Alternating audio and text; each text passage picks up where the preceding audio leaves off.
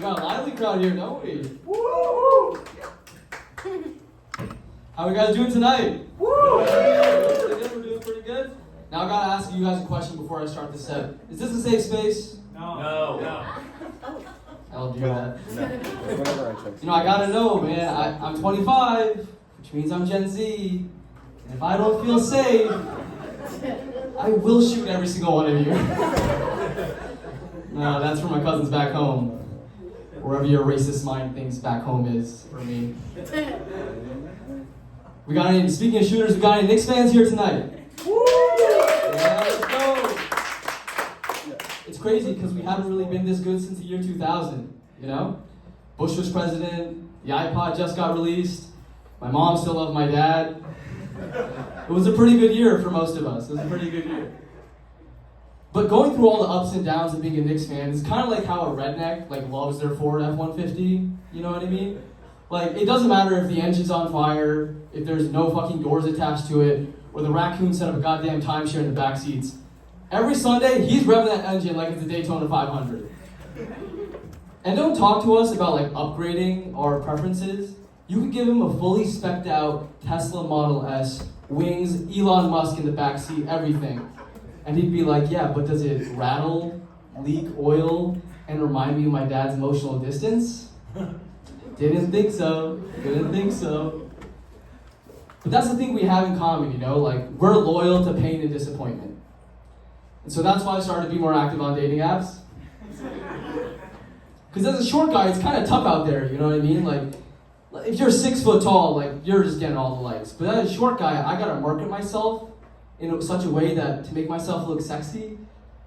Hey, I'm Jay, I'm 25, I like working out, I like walking my dog, and yeah, I'm just a little guy. It's just the way of life, man. Oh, is our date gonna be windy? Oh, just put me in your pocket so I don't fly away. I'm pretty sure every woman just dried up hearing me say that. But as critical as people are of me on dating profiles, I'm pretty critical on women too. Understandable, right? And that's what I'm saying, brother. That's what I'm saying. And sometimes I think I was talking to one girl and she said she really wanted a golden retriever boyfriend. And I'm like, so you want to call me a good boy, give me treats, and let me hump your leg every 3 hours? What type of sick, demented pervert would ever be into that? Anyways, here's my number if you're free on Saturday. She didn't text back after that. She did not text back. And another thing I find kind of funny about going on these dating apps like Hinge and Bumble is when you see what people have as their interests. I remember talking to this one girl, she said that on the weekends in New York City, she loves to go to the park, get a cup of coffee, and just people watch. Why is that okay? I didn't realize swapping the order of the words made the activity less creepy. Right? It's completely different if she told me that, yeah, I like to go to the park, sit and have a coffee, and watch people. It turns a common pastime that you bond over to a felony you gotta pay bond over. And don't get me wrong, if I see someone, a hot girl staring at me, biting the edge of her lip, biting the edge of her glasses, I don't even know where she got the glasses. Don't get me wrong, that's half all of my daydreams. But if I do that, I don't look mysterious and sexy. I look like a tan Jeffrey Dahmer on parole. Someone's calling the cops on me. It's not a good look. And I'm just waiting for my next Netflix documentary to come out about that. Because I can already see the progression from there, right?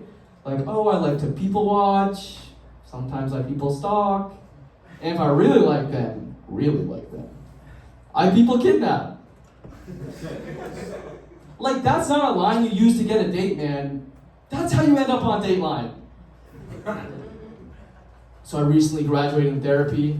I went from a first grader to a second grader. That was my growth spurt too in real life. So I was tall in first grade, and that just kept that going until 5th grade. But my therapist told me that I should really confront my childhood bully to get over all my childhood anxiety. It was a really awkward Mother's Day. Did not appreciate that.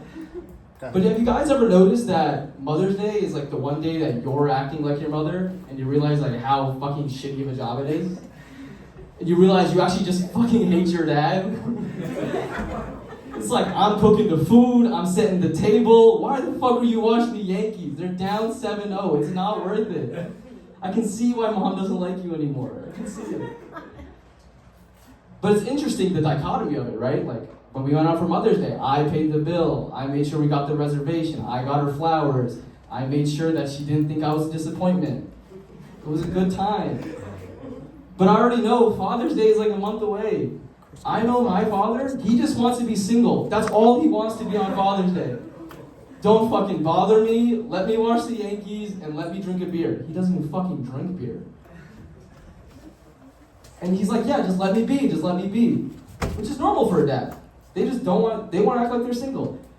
But if a mom told you, just let me be, I think she's not in a safe space. Y'all have a good night. Thank you.